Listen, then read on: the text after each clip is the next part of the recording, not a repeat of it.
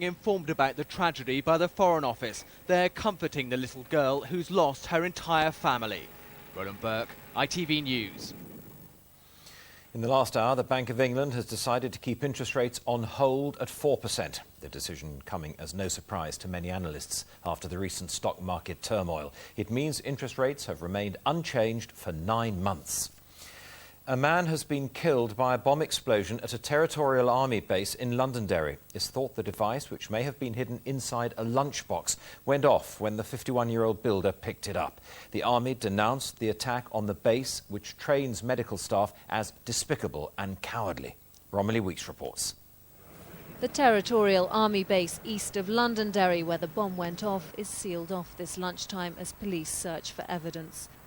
It's thought the device was hidden in a lunchbox. A builder who was part of a construction team refurbishing the base picked it up. It exploded in his hand. Emergency services hoped to be able to save him, but he died a short time later in hospital.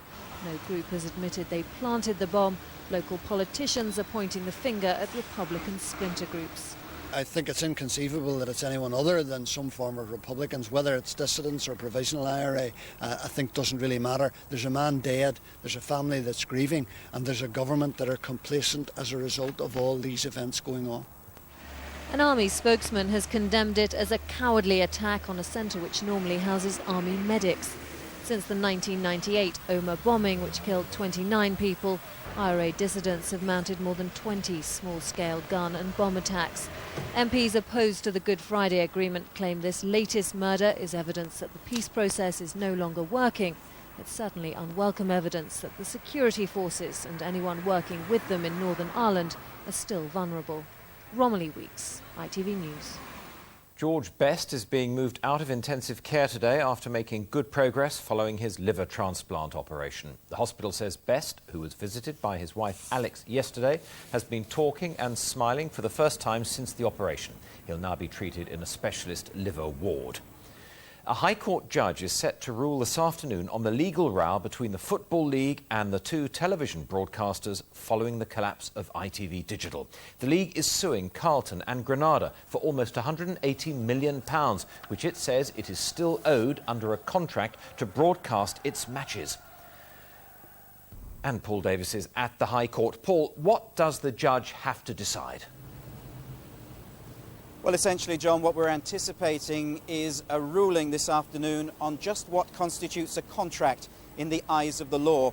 The Football League clubs argue that as the parent companies of ITV Digital, Granada and Carlton are both morally and legally liable for the millions left owing when that channel collapsed. The two television giants say that that argument is redundant because they didn't sign any deal or guarantee making them liable for those debts. In a few hours' time, a judge here at the High Court will decide which of those arguments has won. And that ruling will have serious implications for Football League clubs. Well, whoever wins here this afternoon, it will take the Football League clubs a long time to recover. Indeed, some of them may not do so. We have heard today that Bradford City, one of those whose existence was in doubt, have come up with a rescue package, but others may not be so successful. And those that do survive face a future without that all-important television income that they've become used to. It will now be just a fraction of the sum that they were receiving 12 months ago. OK, thank you, Paul. There's more to come on the ITV Lunchtime News, including in a home near you, Britain's growing rat population. And glory at the Games, but can we win even more medals? All that and the news from your area when we come back.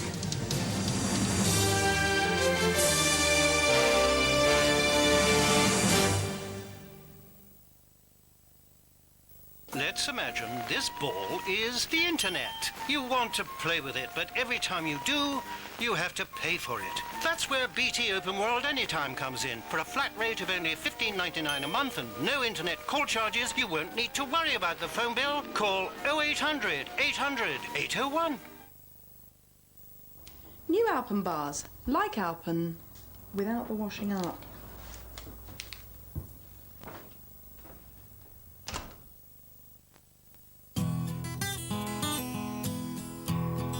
Did you know that 1 in 3 cats and dogs need veterinary treatment every year?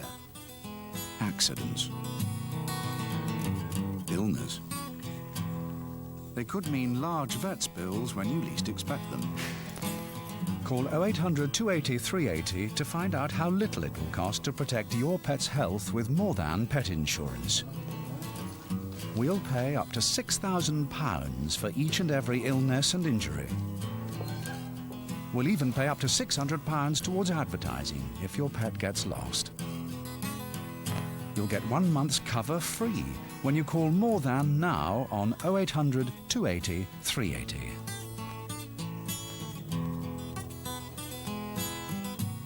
Pet insurance. Don't accept less than More Than. Call 0800 280 380 now.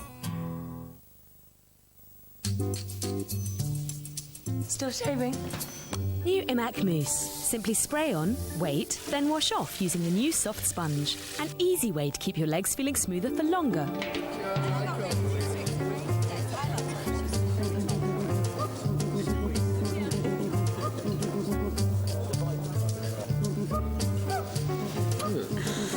I think I need to borrow your mousse. New Imac Mousse feels smoother for longer. In Moburn's half-price sale extra, there's a free dishwasher with every kitchen. Call Moburn on 0800 413 413. Washing at 60? Stop. Switch down to 40 and the green light is on for saving money. Our environment needs green. You know the feeling. Bills you can't clear, expensive credit card debts you can't pay. You could wait for a miracle to happen. But as a homeowner, there's a simple way to solve your problems.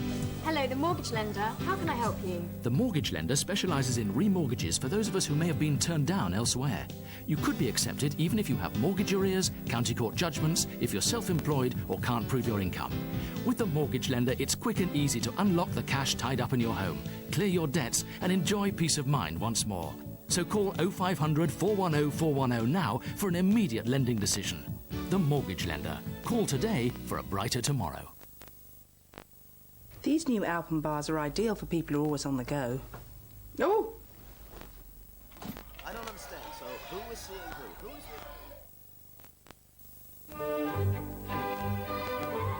is Sharps are turning your idea of a fitted bedroom upside down, creating rooms to live in and to sleep in. And this weekend, there's 15% off all sale prices. Visit the New Look Summer Sale at a Sharp showroom near you.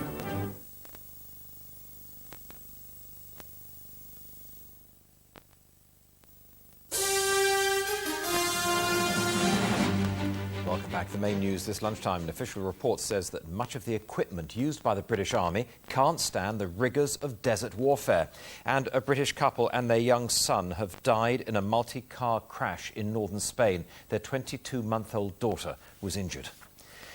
There's a warning today that Britain could face a plague of rats of medieval proportions, with rats roaming the streets like dogs, unless more is done to stop the huge amount of takeaway food and containers being thrown away. The warning comes from Keep Britain Tidy, who say there are now more rats than people in Britain, 60 million of them. Here's Penny Marshall. Disgusting, dirty and dangerous. Rats do not have a good reputation, and this advertising campaign's certainly not going to help it. This morning, officers from the Keep Britain Tidy pressure group were displaying rats in all their horror to launch their new advert. The UK's rat population has exploded to 60 million, and it's growing exponentially. And wherever the rats go, they take with them the threat of disease. Environmental health officers are very worried that rats are beginning to move into the public space. They're beginning to move into, where people walk around, into housing, into cellars, in pubs and things like that. Today's advert will be shown in cinemas, and it's targeting the young. Those campaigners say are the worst litter offenders. It's the combination of food litter and warm weather that the rats love. Rats can climb up walls, swim along pipes, scamper up U-bends in toilets, even jump more than 2 feet. They carry an infection called Weil's disease, which can lead to kidney failure. Females give birth as often as once every 3 weeks. A single adult pair produce 2,000 rats a year. It's a medieval plague in modern times, and it could be coming to a home near you very soon. Penny Marshall, ITV News. The number of new cars being recalled because of manufacturing faults rose by more than 10% last year to 1.5 million. Problems ranged from difficulties with seat belts to faulty brakes. But the Consumers Association also discovered that cars are getting more reliable. It found that 94% had no breakdowns in the past year. Celebrations are on today after a fabulous performance by the home teams at the Commonwealth Games last night. England won 6 golds, including this for Ashia Hansen, who retained her triple jump title after breaking her own record 3 times. Kelly Holmes also struck gold, her smile starting even before the 1,500 metres finishing tape. And Felicity Barr is in a very wet Manchester. Felicity, lots of reasons to celebrate for the home nations. Yes, absolutely. Despite the wet weather here in Manchester, I think the city is still revelling in the excitement of last night. An amazing night of athletics. As you say, England winning 6 gold medals and incredibly topping the athletics medal table, pushing Australia into second place. Not often we get the chance to say that. And I was especially pleased for Kelly Holmes, who won the 1,500 metres in such style. I was chatting to her this morning, and after being plagued with so many injuries over the years, she was delighted to have finally won a gold medal again. Also been talking to Ashia Hansen. Both she and Kelly Holmes say it's great news for British athletics, although they are a little bit disappointed that the stadium in which they won their medals is now going to be turned into a football ground. Right, now we don't want to be greedy, but any more medals on the way today?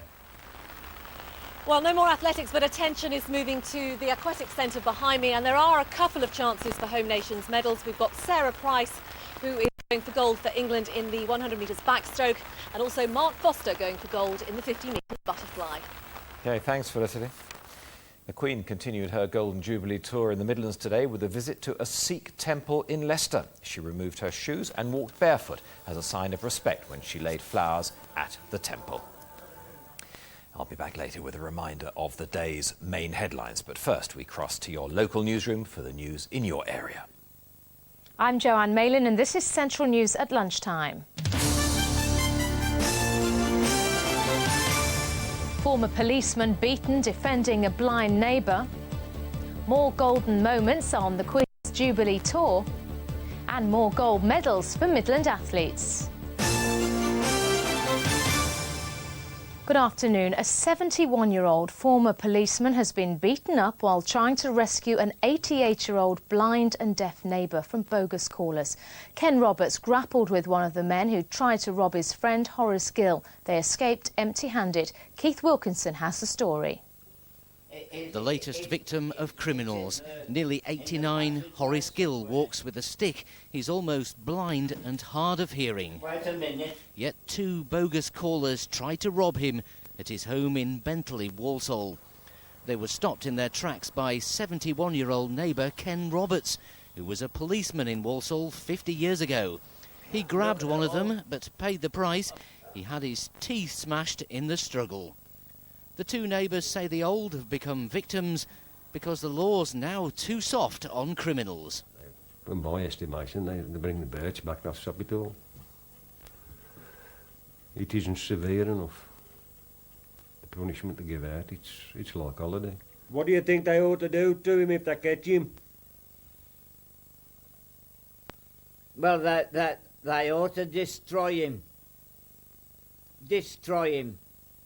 Not put him in prison, but absolutely put him underneath the ground. Ken Roberts may be a hero, having tackled one of the men here in the garden, but he's a man who's had 2 heart attacks. The stress could easily have killed him. Keith Wilkinson, Central News. A toddler has survived a motorway crash in Spain in which her parents and a 7-year-old brother were killed. It happened yesterday afternoon in the northwest of the country. Nigel Eastwood, his wife Rebecca and their son Alexander from Rough Close in Stoke-on-Trent were on holiday. Their daughter, a 22-month-old girl, is in hospital. Meanwhile, 3 teenagers have been killed and 2 others critically injured after a car crash at Moberley in Cheshire. An 18-year-old man from Stoke-on-Trent died in the accident, along with 2 girls from Cheshire, aged 14 and 16. A girl from Stoke-on-Trent and a boy from Moberley are seriously ill in hospital. Now, while some children may be whiling away their summer holidays in the garden or on the football pitch, others, it seems, are willing to give up 3 weeks to learn. They're attending the new National Academy for Gifted and Talented Youth at Warwick University. And as Elizabeth O'Reilly has been to meet some of them, Elizabeth, they're a dedicated bunch, aren't they? They certainly are, and I wouldn't mind the philosophy, but I have to admit the idea of giving 3 weeks of my summer holidays up for extra maths is just horrible. But the students genuinely seem to be enjoying themselves when we spoke to them earlier. The best and the brightest, the gifted and talented students who got the chance to choose to study everything from creative writing to the most popular subject of all, maths. It's a different kind of maths, and it's not just maths. We do a lot of sports and social activities as well. For a lot of the children, this is the first time they've been able to sit down with children with the same ability and actually discuss and talk through maths. And they are really enjoying it, and they're having a great time. In a society accused of dumbing down, the first ever Academy for Gifted and Talented Youth was bound to arouse governmental interest, with School Standards Minister David Miliband popping in. And if they say children are our teachers, you'd really want to be in their class. Well, I have with me the man who actually brought this, the professor. You brought the academy to the University of Warwick. Why is it such importance? Well, in the first case, I really didn't bring it. It was a bunch of us working together. It was, I thought it was very important that it come to Warwick, because Warwick has a reputation for doing things that can deliver the goods for the people. It's important for us at Warwick to have it, because it's important that we help the young people of the country maximize their potential, whether it be in drama or mathematics or whatever it might be. And we thought we could be helpful in doing that. And they seem to be having a very good time doing it. I mean, who could have thought that extra maths could be so much fun? Back to the studio. Yes, it wouldn't be fun for me, but thank you very much, Elizabeth. The Queen has been visiting a Sikh temple as she continues her Golden Jubilee tour here in the Midlands. Later today, the royal party will visit the National Space Centre and Derby County's football ground. Here's Sarah Teal. The Queen pulled up at the Gurdwara Sikh temple in Leicester this morning as part of her nationwide Jubilee tour. As the head of the Church of England, the Queen has been keen to include all Britain's major faiths in the Jubilee celebrations. And she even removed her shoes once inside the temple. Yeah, it was fantastic. I mean, we really had a pleasure to have Her Majesty down with us. Everything went peacefully as we expected. And whatever we say, we can't thank her. We haven't got the words to thank her for being here today with us. It was good. It was a different experience, because we always see her on TV, and now we're seeing the real her. It's quite short. Music and dancing greeted the Queen and Prince Philip in Leicester city centre during a royal walkabout. The theme was Caribbean, even if the weather wasn't. She asked us why we were dressed like this, and we just expressed that we was from a multicultural area, and we had a very big party for her on the day. Well, she just asked us what it was for, yeah, and we explained that the Jubilee asked if it was waterproof. Yeah, the Duke asked us, are these waterproof? No. Prince Philip then helped some young brownies deliver flowers to the Queen before the royal couple set off on the next leg of the tour. The trip to the East Midlands ends later in the day when they visit Derby and tour the Pride Park Stadium. Sport now, and there was more Midlands success at the Commonwealth Games last night. As Chris Walker-Smith reports, the final day of athletics gave the home crowd in Manchester plenty to smile about.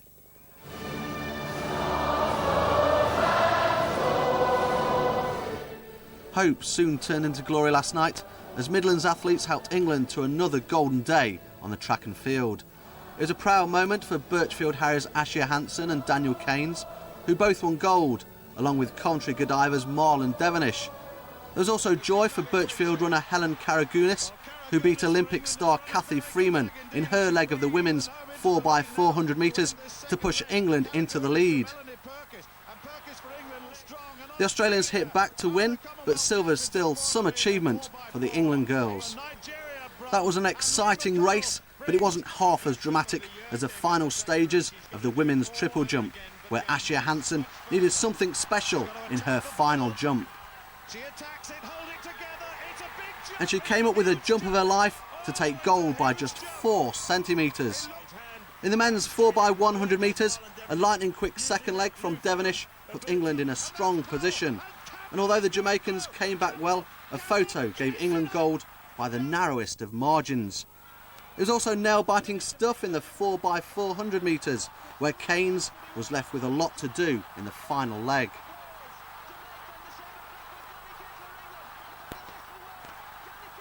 He came from third place to brilliantly take gold with a breathtaking finish. Brilliant. Well done to all our athletes. We'll have more headlines for you just after 3:10. And I shall be back with Bob Warman for Central News at 6, when we'll be looking at why fast food is being blamed for a massive rise in the Midlands rat population. Now, though, back to John Suchet in the ITV News studio in London. Bye-bye. Hello again, you're watching the ITV Lunchtime News. We've been on the air since 12:30. A reminder now of the main headlines. An official report says much of the equipment used by the British Army, including tanks, helicopters and guns, can't stand the rigours of desert warfare. It's raising doubts over Britain's ability to support any invasion of Iraq. A British couple and their young son have been killed in a multi-car pile-up in northern Spain. Their 22-month-old daughter was injured. And a man's been killed by a bomb explosion at a territorial army base in Londonderry. It's thought the device may have been hidden inside a lunchbox and gone off when the 51-year-old builder picked it up. And that's the news. Next from ITN, the ITV Evening News at 6:30. The Lunchtime News will be back at the same time tomorrow, 12:30. Till then, bye-bye.